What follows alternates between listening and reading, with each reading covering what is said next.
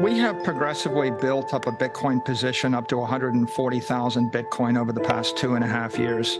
And the Bitcoin itself is our belief that Bitcoin is the ultimate digital scarcity network. And because Bitcoin has been moving up about 50% a year on average over the last 3 years, the real key with Bitcoin is just to be able to hold on to it and stomach the volatility. And we have conditioned our shareholders and our bondholders to understand that we're long-term hodlers. And because everybody is aligned in that interest, we're able to weather that volatility, and we end up doing very, very well as Bitcoin recovers.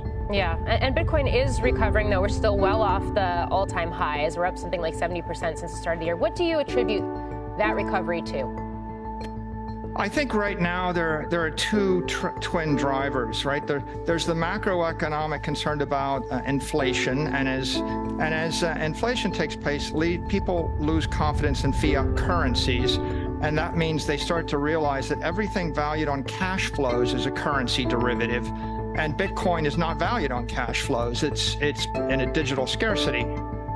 The failure of the banks, Silvergate Bank, Signature Bank, Silicon Valley Bank, now First Republic Bank, causes people in the Western world to start to lose a little bit of faith in the banking system. And they remember that Bitcoin is a bank in cyberspace run by Incorruptible software.